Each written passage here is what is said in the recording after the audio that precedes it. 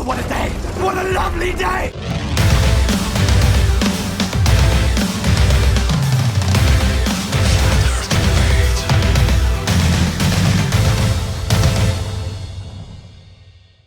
Welcome to Flat Earth Debate Live. I'm your host, Nathan Oakley, and if you are new to this channel, or you've not done so already, how dare you, then be sure to subscribe and hit the bell notification icon to keep up to date with the Flat Earth Debate. If you'd like to join the community debate, then go to nathanoakley.com and check out the Flat Earth Debate Forum. If you'd like to support the channel, there is a super chat that runs alongside each of these shows while they are live. There's also a PayPal, Patreon and crypto link in the info box below the video. Most importantly, if you'd like to join the discussion, simply mute the page you are currently watching, then click the link in the info box below this video to join the panel and express your views on the shape of the Earth. If you do join, please don't swear. If you do, you'll be ejected, and if you are, please don't try to rejoin the stream using sock accounts. You'll be warmly welcome back on the next stream. Please also share the show on social media. Sharing the show obviously increases the live audience, but this in turn increases the chances of a more diverse panel. So please share the show on Facebook and Twitter. And one last time, if you're new to the channel or you've not done so already, then be sure to subscribe and hit the bell notification icon to keep up to date with the Flat Earth Debate. Now we are joined by Sleeping Warrior, 10th Man, and Paul. Very good to have you all. Good morning. Yo, yo. Paul did say it'd be in front of his mic sporadically, so we'll maybe hear from Paul a bit later. So, any signs of Earth curvature, gentlemen? Just a little bit of obstruction. Could be anything. Could be a limited angle, could be perspective. Definitely not Earth curve, though. Hey, Nathan Thompson, how you doing? Good. Glad to be here. Just in time for Tim's got a housekeeping. list of things it could be. Did you have one of the commenters before the show started, Nathan, said that you'd had a debate with Mick West? Is that right? Live in Vegas in about a week. Oh, wow. How did that go? Sorry, Nathan, what was that? How did it go? Have to go? Sorry, is it past or future tense? Are you having a debate with Mick West in the future, or have you had the debate? It's in a week in Vegas. It's at the Exiting the Matrix Expo. It's being held by Mike Hughes. He's the rocket man that keeps shooting himself in the air. Mad Mike Hughes, yeah, right. So you're debating Mick West at an expo with Mad Mike Hughes. Cool. Well, obviously you can't tell me how it's going to go. Any planned subjects to talk about with Mick West? Were you asking me, Nathan? I'm sorry. Yeah. What was the question? What are you planning on discussing with him? We're going to debate the shape of the Earth, and I'm going to go over his lack of evidence for curvature, Earth's rotation, and I don't know if we'll even get past that, but we'll see. Stuff? Right, let's continue with housekeeping. Any evidence of axial rotation? Hey, Spurs, didn't see you there. Hi. When is this debate happening? I missed the date. The date. Yeah, the date is, let me double check so I don't say the wrong date, May 26th. Okay. Fantastic. And tickets are on sale at madmikehughes.com. Oh, it's a live debate. Right. Sorry, Spurs. Say the website again. Say the website again. madmikehughes.com, and it's going to be on pay-per-view. So, and tickets are only like $10 per day, guys. So it's not like $200 the way that the New Zealand conference was. Very affordable, and he's also going to split the profits up between the speakers. So I think he's doing a good thing out there. Good stuff. Any more Spurs, or shall I carry on with housekeeping? No. I just wanted to know when it was. Yeah, fantastic. Cool. Yeah, check out madmikehughes.com. Is it just Mike Hughes or Mad Mike Hughes? Mad Mike Hughes. Madmikehughes.com if you want a ticket. Nathan Thompson versus. So Thank check you. it out. Thank you very much. Any evidence of axial rotation of the Earth-based variety? No, not really. The only thing that we've really got really is stars, the celestial sphere. I've heard you can put water in a bucket and spin it around. That's true. Thanks for that. You spin it around both ways, though, right? I remember This doing that. conversation is draining. It's I know, interesting. yeah. It's interesting you should say that, because that was when, as a kid, the cognitive dissonance sort of started to set in, or must have set in, because I remember being told about gravity, going home and spinning a bucket round, and going, why isn't it all flying off then? There's an outside edge to the bucket. And I must have been about, I don't know, 8 or 9 or pretty young, and thinking, this makes no sense. So, yeah. I think Nathan's picking up when you're talking, Nathan. Yeah, Nathan- I'm gonna go on mute when he talks. Sorry, guys. I'm kind of new to the whole debate thing on here. That's all right. We're used to it. Maybe that bucket needed a cover on it. Yeah, maybe it wasn't a container at all. Yeah, moving on. Any evidence of what's next? Gas pressure next to a vacuum. No. No evidence for that whatsoever. It's purely make-believe unless somebody can prove it. I think in the electric universe has an answer for this, but I'll have to speak to the electric universe people a little bit more about this, because they have a little bit different understanding with the helios. It's similar, but a little bit different. So there may be something, but like I said, I'll get back to you on that. The only time there's gas pressure next to a vacuum is when you're vacuuming and you fart. Tumbleweeds. No evidence of gas pressure, no. You can't have gas pressure next to without a container, Nathan. But they all try arguing that you can. It's mad. Right, But what if it's electric? Is electric nothing? Could not be anything? It could be, but it comes under spitballing this. So although it's interesting to talk about, it's moot. Yeah. We need to be attacking the claim that's made rather than spitballing about the claim that's not. Yeah, absolutely. Yeah, as of yet, no evidence of that. Then. No. Yeah, we don't want to. I did this with you last time, and now Sleeping Warrior, and I totally agree with you, Sleeping Warrior. There's no need for our just so story when there's actually a claim in place. So when we get strawmanned with the dome, or asked why the sky is retaining the gas, I say I don't know. I don't know what the sky is. But it makes no difference when there is absolutely a claim in place that most of the Western world believe is true. The claim being that the sky is a vacuum. So I make no assertions. I have no idea what the sky is. It was one of the first questions I asked when I came to this topic. Well, what's the sky then? Right? Well, I don't know. I still don't. And if I find out or not makes no difference. If there's a claim in place that it's a bloody vacuum, defying the law of entropy, that makes a big difference. So everybody who thinks they're on a ball hurtling through a vacuum, well, you're standing in violation of a law of nature. That can't possibly be the case. You've just been lied to. Now, what's the sky? I don't care. You know, I don't need to come up with a just so story to take my pants down and take a big dump on the current claim. I was listening to Hey, John. Jose's channel the other day with that Sean Hawkins guy. That guy is an utter idiot. Really bad. I mean, one of many claims that he said was that he basically pulled the burden of proof reversal card, and his justification for doing it was that he said we've got 2,000 years worth of previous scientific consensus, acceptance, knowledge, and he said, you're challenging all that, you're gonna have to produce the proof that it's wrong. And I was like, what? Sean, that's not how it works. The claim is we live on a sphere. That's the claim. We're asking for the proof. It is up for you guys to prove that we live on a sphere.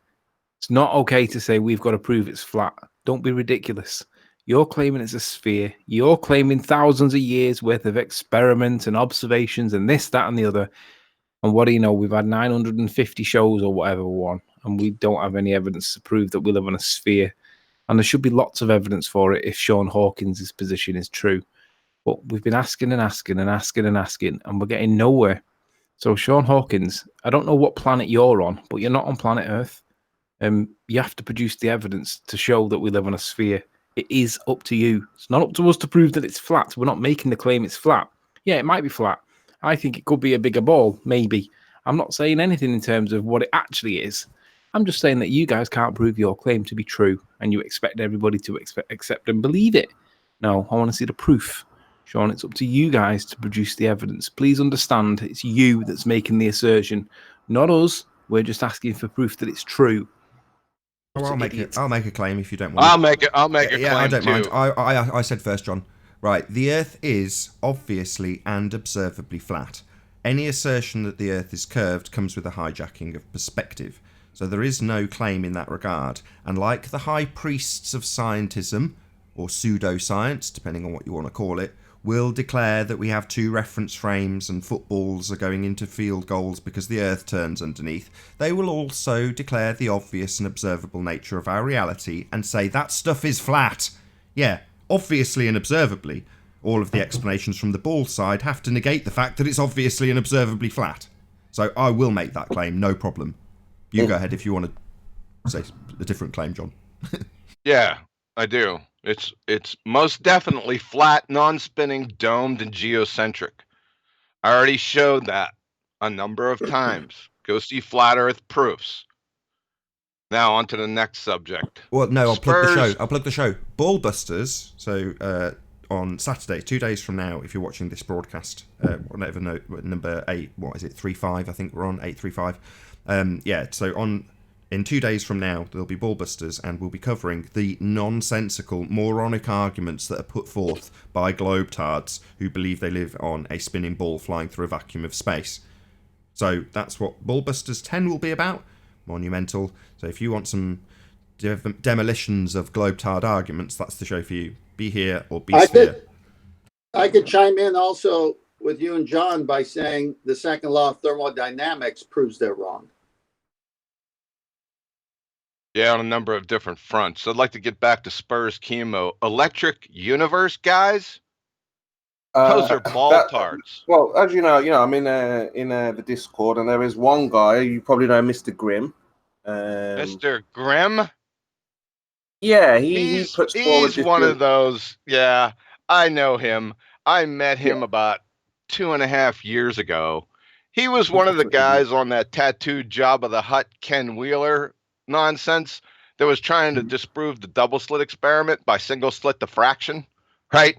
That's tantamount to attempting to disprove liquid water by showing a friggin' ice cube. So there is no innuendo here about this electric universe answer to the gas pressure without a container argument. Let's get that straight right now. And they're ballers. Hey, Adam. Cool. Afternoon, gentlemen. Howdy. Just say electric. What's up, Adam? Hey, Adam. Just say now the electric. There's something with electric. No, there's not. Just do it was just just something that they an alternative, right? Yeah, they say a lot of things, don't they? Well, before you get into the day, so if, again, watching 835, I think this show is tomorrow, there'll be Iron Realm Media, so it's about 4:30 Central, 10:30 UK, and that's over on Iron Realm Media with the Adam Meakin and Walt and many others. Yeah, who else is on? That's kind of why I jumped in a little bit. Saturday's my lad's birthday, Nathan, so I'm going to be out and about and missing Ballbusters this week, but I was describing to Walt and Josh, and obviously Josh is handling this stuff. He's been invited back onto Paranormal Wednesdays on a local, radio network out in Missouri, dealing with these kind of baller questions.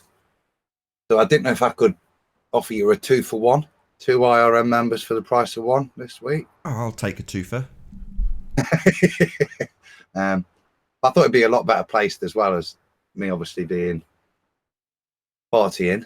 So yeah, the guys wouldn't mind that if you're amenable to it.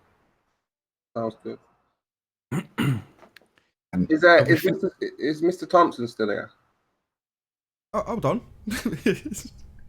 No, I mean, yeah, I was just checking that you were still here. That was all. But yeah, that sounds good, Adam. Absolutely. Well, like I say, Josh is dealing with that. Do you know what I mean? That's what this phone-in's for, and he is a lot more eloquent than I. Have we finished housekeeping? That date then. We haven't. We will get to the end of housekeeping. I just want everyone to get their piece in as they join. Normally something's on the tip of most people's lips when they join. They've got a reason.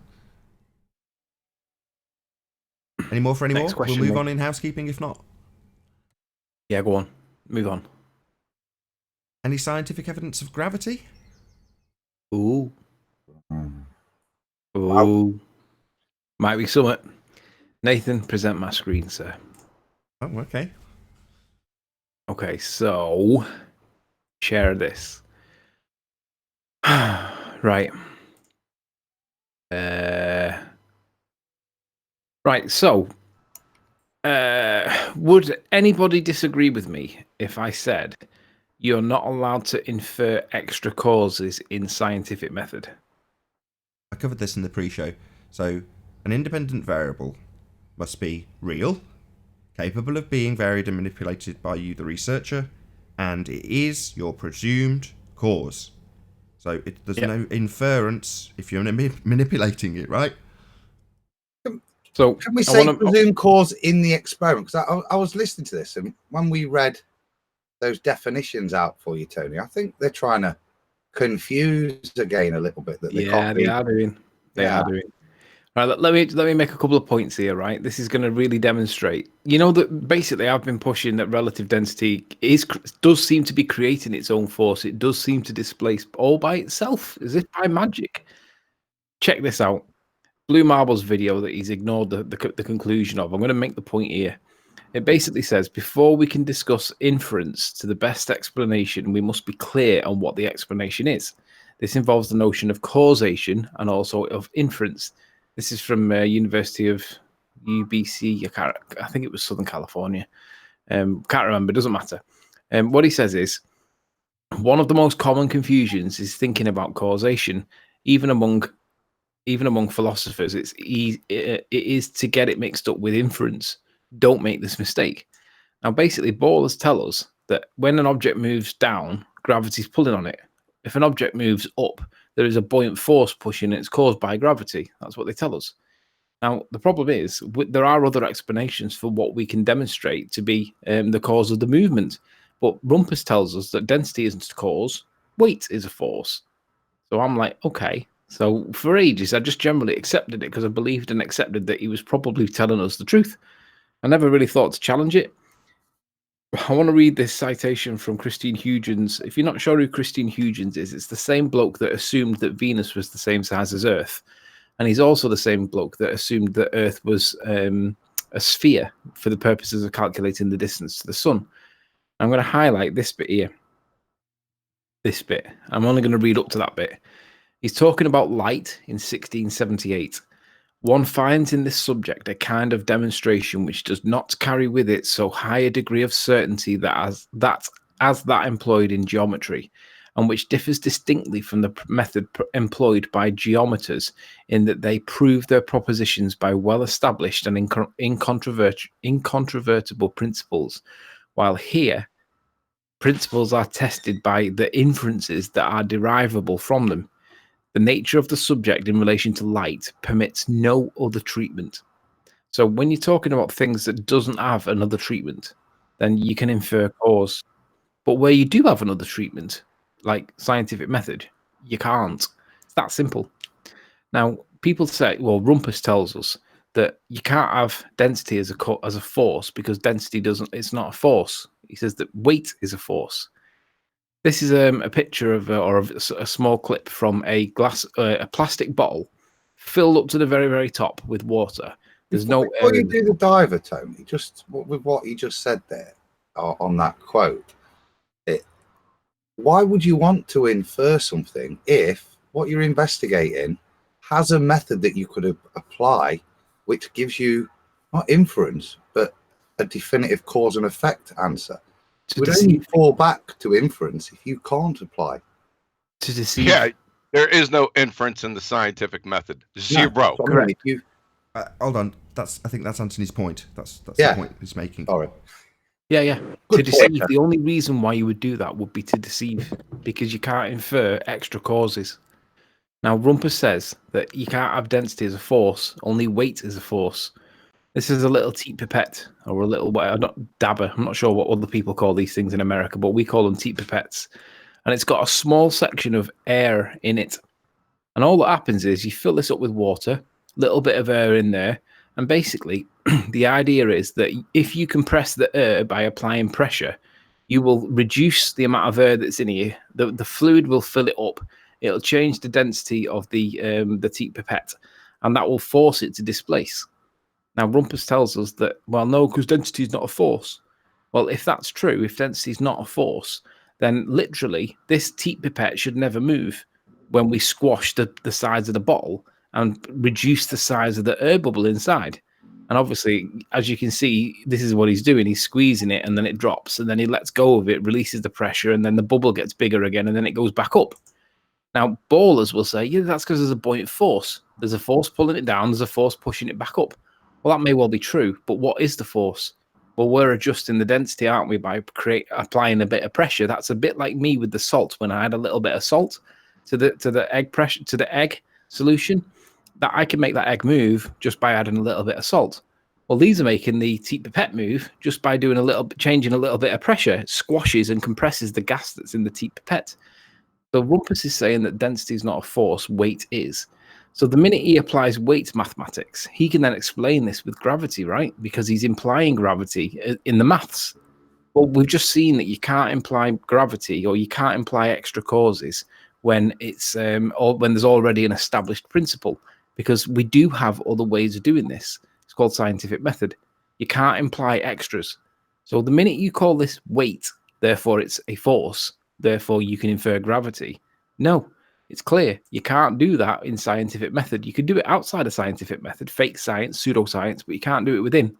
So this Cartesian diver is a problem, because what we can demonstrate is by changing the density of the teat pipette, by allowing more fluid to go into it, it will make that thing move.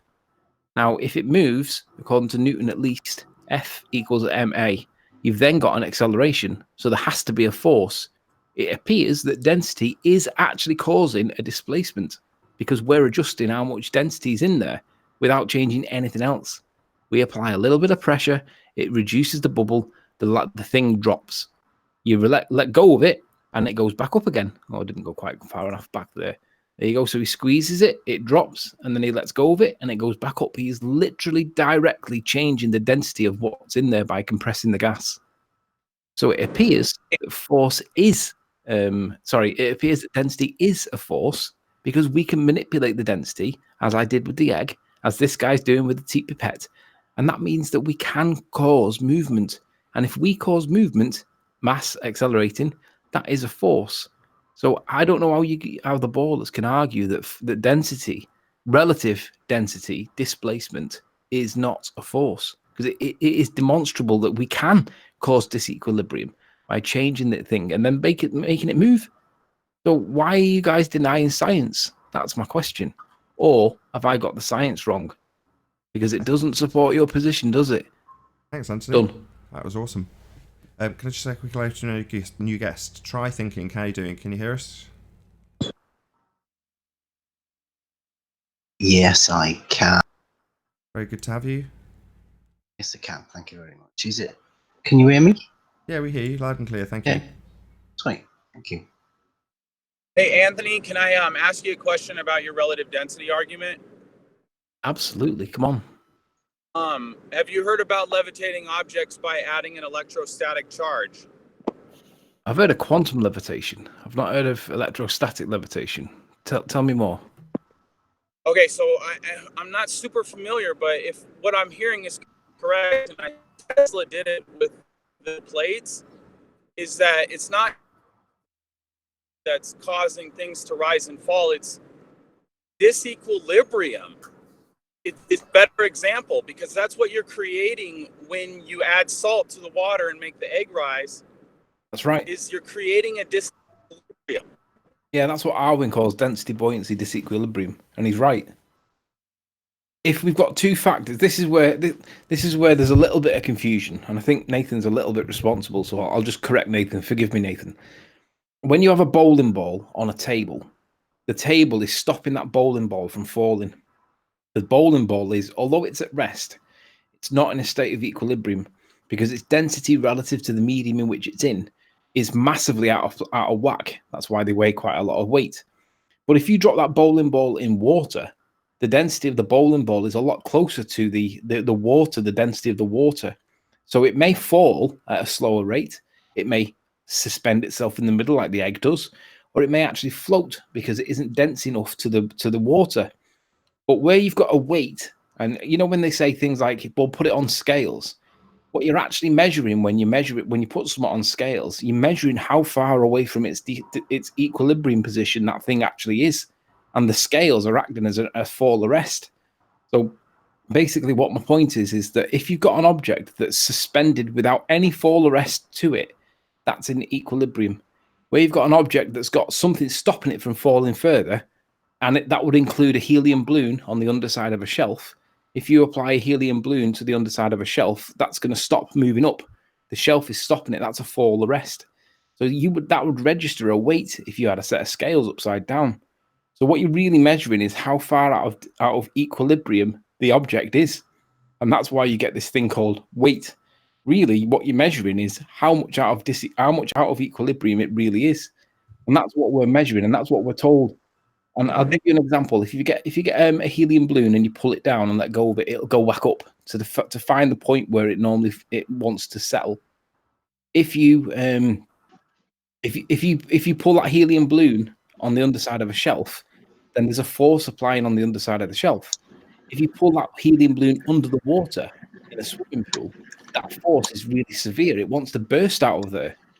And obviously that goes against the idea of weight, but you're doing it the opposite way around. So really what you're doing is when you're dealing with what we commonly call weight, you're just pulling an object out of its state of equilibrium. That's all. Yep. Just going to do a couple of shout outs. So shout out to Del West Watson, who says, Nathan Thompson is ace. Thank you very much indeed for the super chat. Really appreciate it. We've also been joined by Arwin and Jose Gonzalez. Good to have you both. Hello. Morning. I just came in. I just need 30 seconds. There's a challenge for Quantum Eraser to debate George Natiuk anywhere but in Nathan Oakley channel and the Betty Discord server. So George Natiuk will take on Quantum Eraser in any channel of your choice. Give me a Any break. subject that you want. I'm not Thank you very much. debating retards. You debate them. Hang on a sec. Let me just let people know. Hey, Anthony, can we carry on with that gravity thing? I want to add something to that. Yeah, so basically what you're doing is if you get the egg whilst it's in neutral buoyancy, if you pull the egg up, basically you're pulling it into a state that it's too heavy for, and it'll go back down to where it rests. If you pull that egg down, you're pulling it into a state where that egg is too light for it, and it'll go up to our perception. But it's neither up nor down. It's just going into its state of equilibrium based on its density. Now you said it wrong. Weight is based on... Don't say weight. But you said it. All right, let me re-say Light it. and heavy is Okay, before you do based re-say on it, weight. I'll just say hello to our new guest. Hey, Physics Warrior, can you hear us?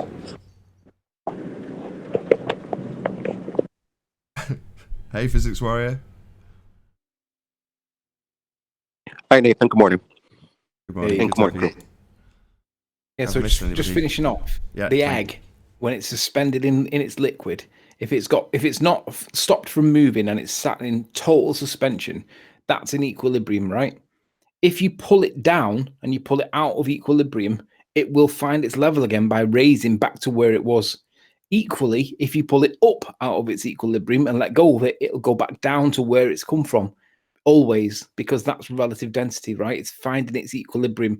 Don't know why it does it. You'd have to ask God, because that's the rule of nature. It just does it like an elastic band. It'll just go back to where it should do, right?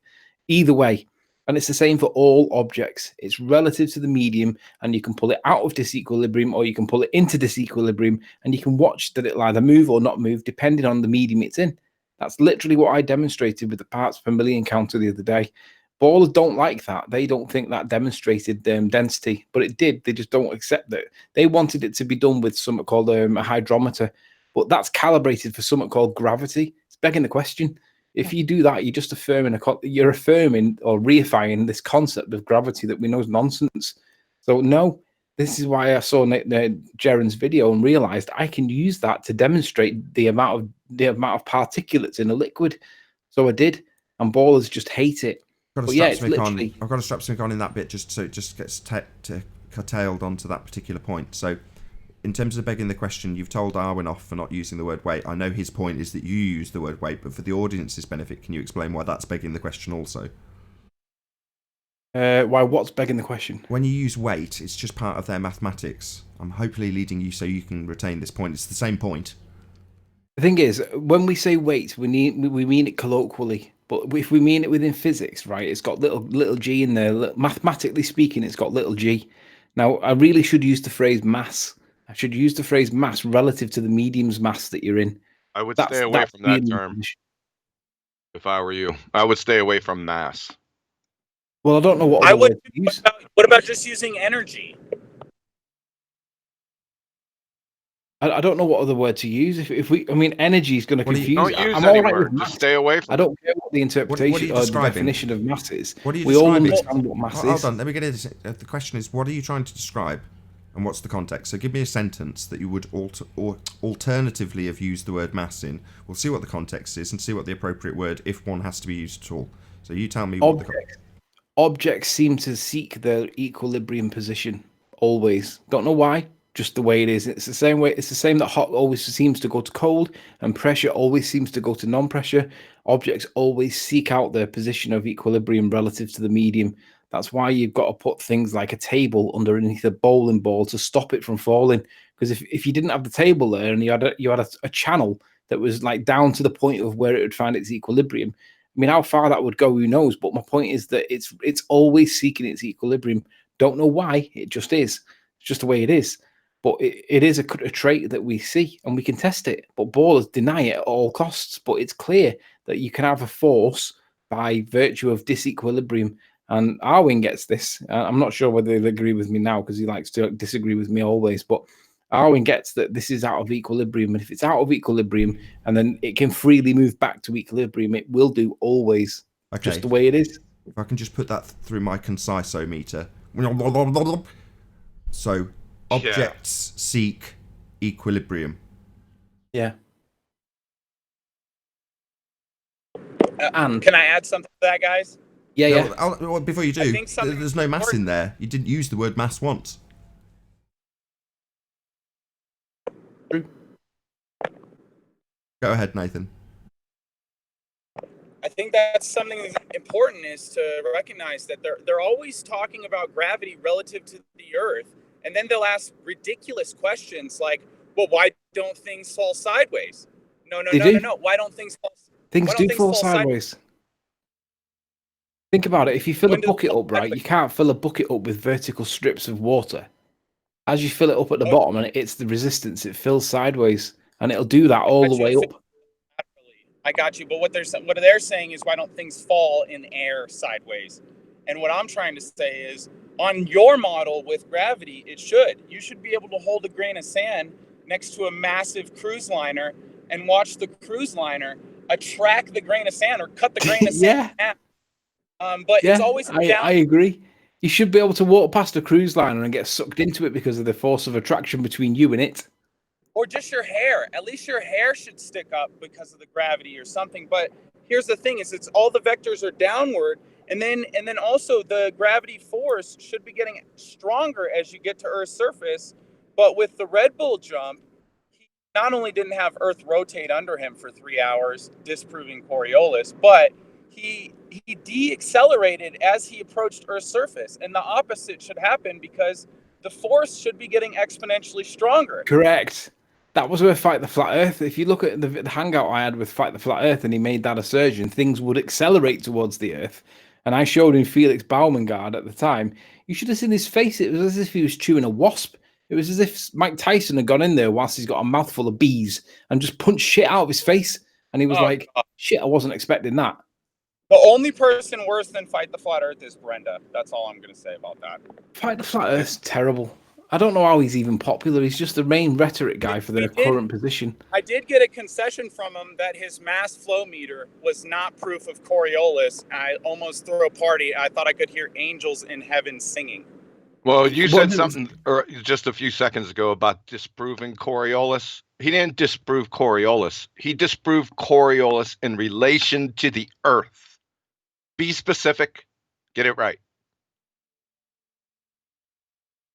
So long as we all understand that relative density is relative to the medium it's in, if there's not something that's stopping the object from moving, like a shelf or a table, then that object is in a state of equilibrium, right? If it's sat on a shelf, although it's not moving, that's not in a state of equilibrium because the shelf or the table's stopping it from moving. If we understand that, we can basically batter these ballers every single time because literally we can demonstrate it. Also, according to them, mass is the resistance to force. Yet gravity loves massive objects, and more massive objects are more influenced by gravity.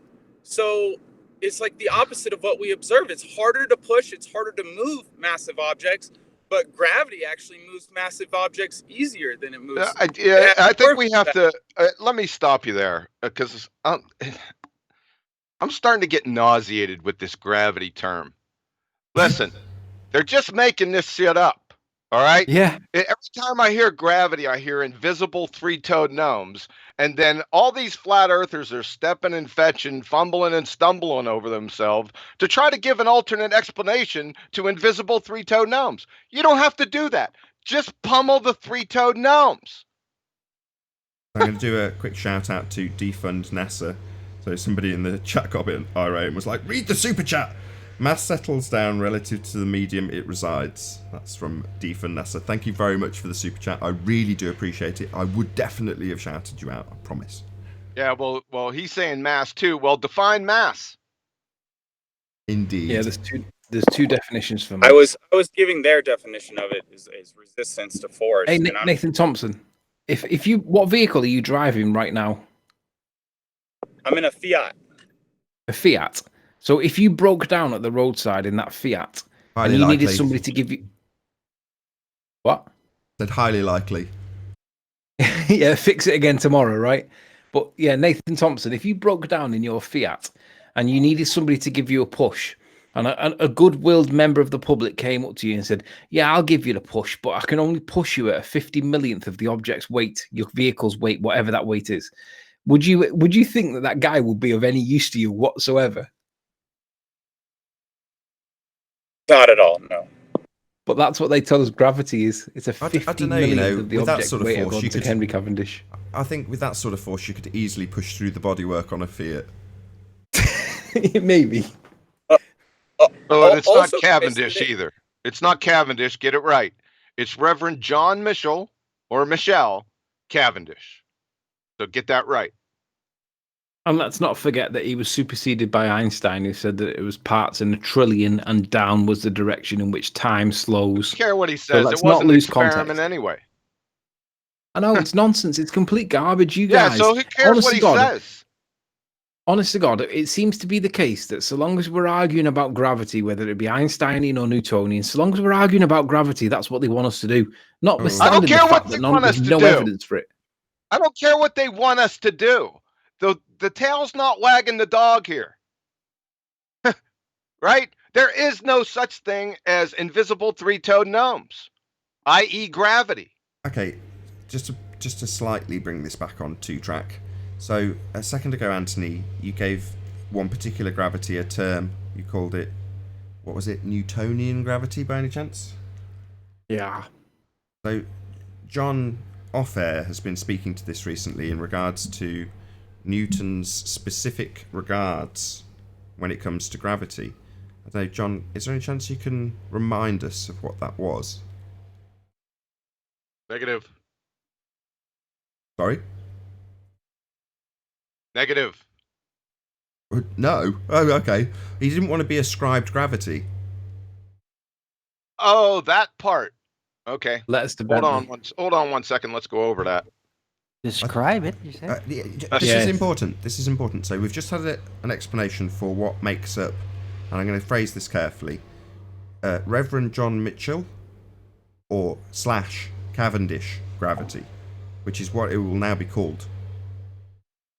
Yeah, I'm removing, like I said before on the gravity presentation, I'm removing Isaac Newton's name from the whole invisible three-toed gnome discussion.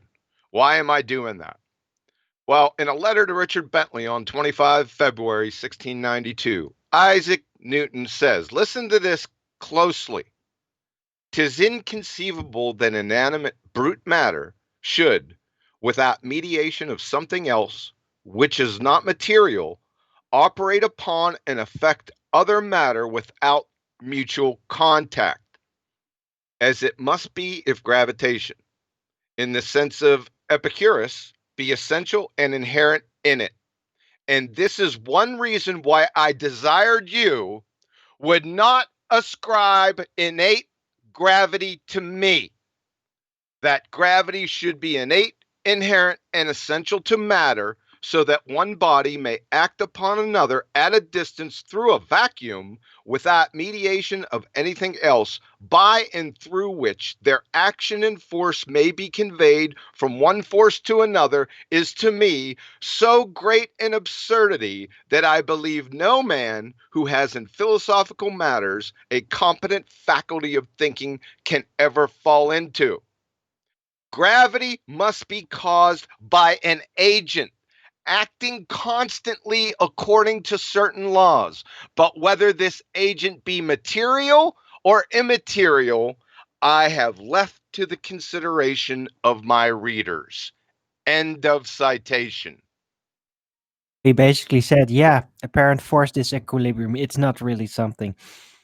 That's what it comes down to. Moreover, he's saying, I want no part of it. So another shout out to Defund NASA, who says, mass is a collection of matter. That's a mole, Defund NASA. Yeah.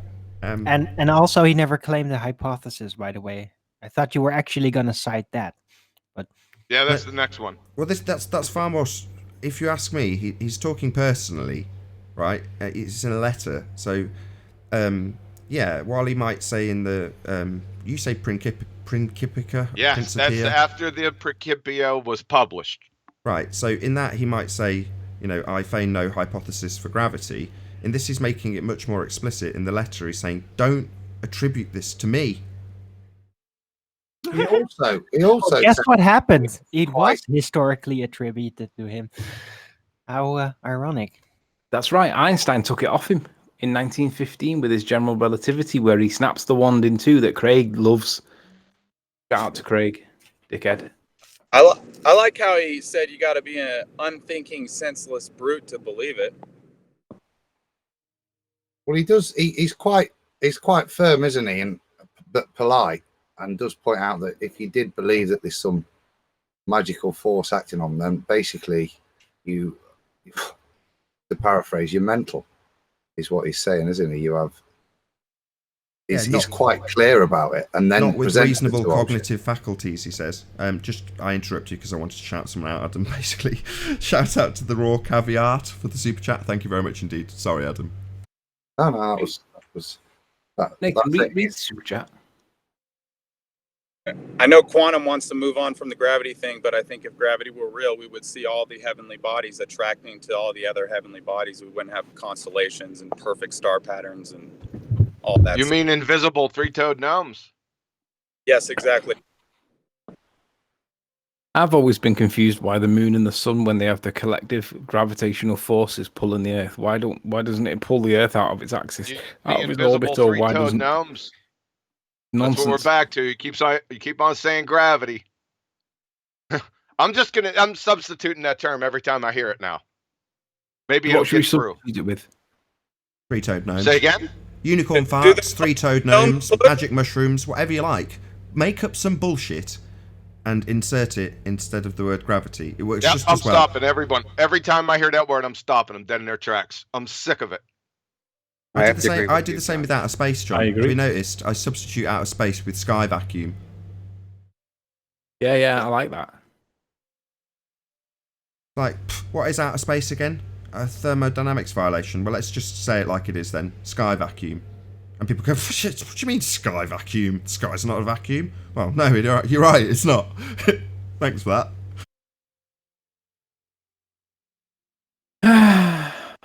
let me just, with regards to George Nathan, Quantum Eraser, George told me personally that he would not go on Nathan's without an invoice.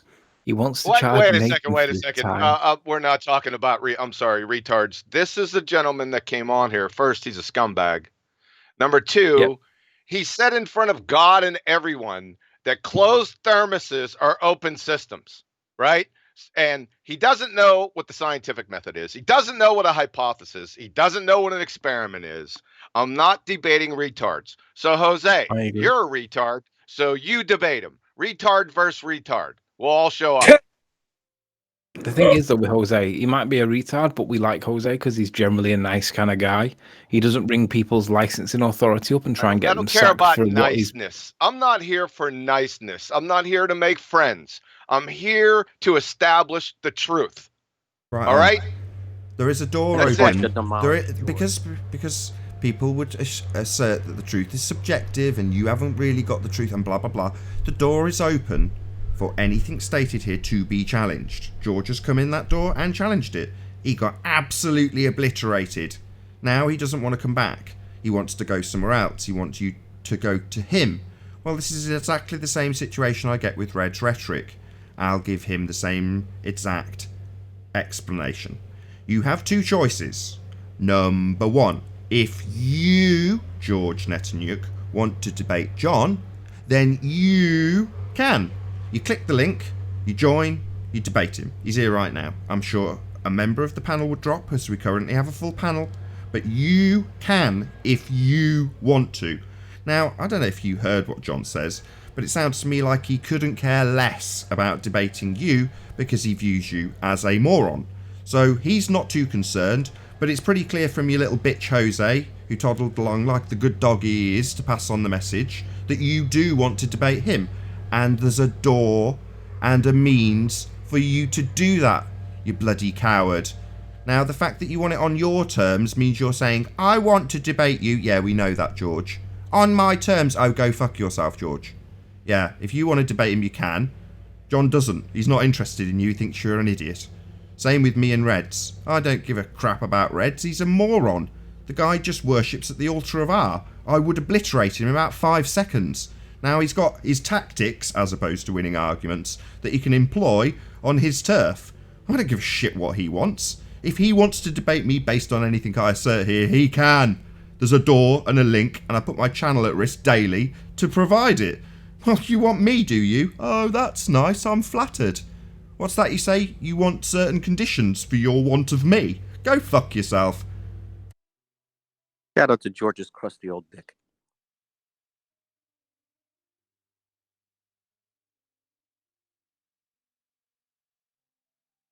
That went down like a lead balloon.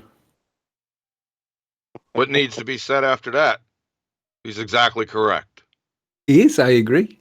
The thing is, right, love Nathan or hate Nathan, the thing is, all the people that go into Jose's are the ghosts and the ghoulies that used to come in here that are dead and they're living a second life. They're only in the Jose's because they can't come in here. That's the reality. I like Jose, but he allows them in because he needs the audience. The reality is they can come in here and they can challenge us with science. Can. Not that they can't come in here. They make this decision not to, which is a wise decision, I must say. Clowns. Yeah. But let it be said, let it not be said that this is an echo chamber. Because it isn't. Anybody can join. You just know you're going to die. I've just... Yeah, That's why they but don't. you do have to mute your watch page, though, or it I've just will be. thought of a toe tag analogy. So these guys in Jose's, when I've gone in and glanced for a few moments to hear the audio chaos that is that show, shout out to Jose. I hope you do well. In YouTube terms, I wish him every well. You know, I hope he does well. But in terms of Flat Earth, no. What you've got in there is, as Anthony puts it, the corpses of this show. And they've all got toe tags.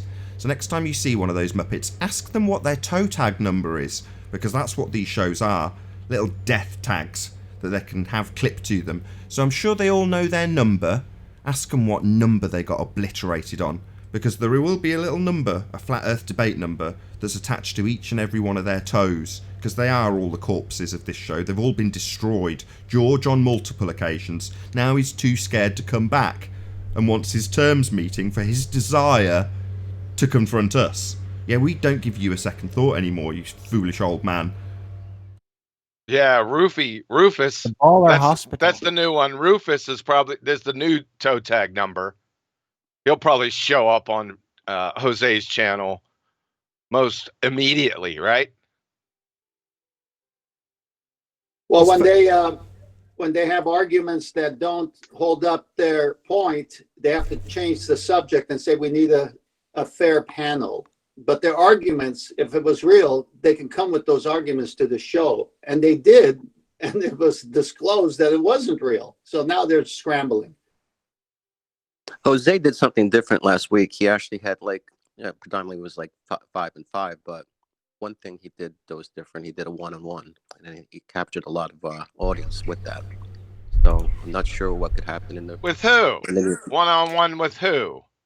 I think with Mind of God and Sean Hawkins, or Dabbing Good and Sean Hawkins. Who are they? What is this, like the non-sex show where they grab stiffs off the friggin' street, right? Well, one of them will be probably George, but he does go there. So I definitely would like to see you demolish George in the instance. Just roll back right around 333 episode of this debate. Just roll back there. Yeah, let's just go through some of these ballers that have died here. Paul Voigt died here on molten iron core evidence. Ruhif died here on... Well, he had quite a few things against him. I can't remember exactly. Rumpus dies repeatedly on numerous things to do with gravity and sciencey related things, particularly density. He lies about density. I mean, there's a list of people that have came here. Brenda dies. Brenda's got about... She's like a cat. She's got about 9 lives, Brenda. She gets killed regularly. Mick West died here. How about a zombie? Mick West, he's got a toe tag number. He's got a flat earth debate number. Bob the fallacy guy's got a toe tag number. Bob the fallacy guy. What a retard he is. Yeah, you know who hasn't got a toe tag? Red Rhetoric. Yeah, he doesn't want to join, does he? Himself. If I was Red Rhetoric, I wouldn't join either. I mean, it must be terrible to join a panel with 6 flat earthers or whatever. I mean, how does any flat earther feel when he joins a panel with Reds and there's like 5, 6 ball earthers against you? Yeah, I can understand why you're a little bit scared, Reds. You wouldn't want to join against us, would you? But you expect us to join against you and your cronies. Yeah, Rumpus died here. Who's that? I like when they pushed the picture and thought that was curvature, and then they all had a party for 5 minutes saying curvature, like a bunch of morons. Runty caught that. So what actually happened was Reds typically will shut down his live streams and then presumably go through them to see which is like complete utter horseshit as opposed to just mild horseshit. And that was obviously in the complete and total horseshit category. But because it's, people are watching and capturing this stuff, Ranty was like, got in touch with me all excited. He gets like this when he's got something really good. He's all excited like a little schoolboy. Look what I've got! And then he dropped it on Jaren. He's like, look at this. And of course Jaren's all over it, like flies on shit. It was great. Because we're all rubbing our hands together too, Reds, going, yeah, what a moron. Yeah, you don't have to wait long. Just enough to let them open up their pie holes, right? And they shove their whole foot right in it. So you just sit back and just wait. You won't have to wait long. Clowns. It's always a matter of just pushing it long enough until they start to literally contradict themselves in a single sentence. Because it always ends up there. Right? Oh, yeah. Yeah, you don't have to wait long, like I said. Pulling into Denver for experiment with... I know your guys' best friend, Bob Nodell from Globusters. You guys heard about that? Your volume is extremely low. Did you say experiment? Yeah, they're doing an experiment. Really? What's the hypothesis? Observable phenomena, please. I think they're testing gravity vectors. Oh, I think they're testing gravity vectors with survey equipment. Sure that they're all down and not converging towards the center of Earth. So your proof of gravity is a survey? You mean invisible No, they're three-toed gonna. gnomes? They're gonna. If enough people agree that gravity exists, then Guys, I'm that's not proof. doing the experiment. I'm Invisible going to three-toed observe. gnomes. So That's what don't you're try saying, and right? fucking nail To me prove to the invisible cross, Nathan, okay? gnomes? It's not my thing. You've come here as the messenger. Now we're going to shoot you. Gosh, dude, I'm just letting you guys know I'm rolling into town to check out what's going on. I don't know a lot of details. So what are you And observing? Shit, you guys act like I'm freaking Bill Nye over here saying we live in an enclosed system. Calm down. Ooh, is that the victim card? That sounds like a victim card to me. Totally I woke up justified at too. 09. Are you only passing on the information? Come on, don't shoot the messenger. Was that the victim card there, Nathan? Sounded like it. Yeah, you guys are all mean. I'm gonna leave. You mean? Hey, listen, we've not started yet. Just wait until the proper baller joins. I mean, I know the cart right now is full, but can you imagine if Rumpus joined and he started telling us that density's not a force? He'd just be. I'd just eat him. I'd eat him like an ice cream. And with that, I'll say if you're watching this on the Nathan Oakley premiering stream, then stay tuned as there will be an after show to follow. However, if you're watching this live on Nathan Oakley 1980, unfortunately this is where we bid you farewell. A massive, huge, enormous thank you to all of you who tuned in, smashed the super chat, liked, comment, shared, subscribed, and all that good stuff.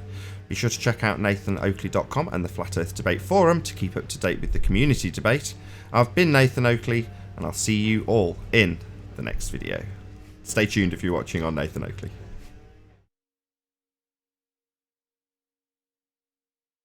Oh, what a day! What a lovely day!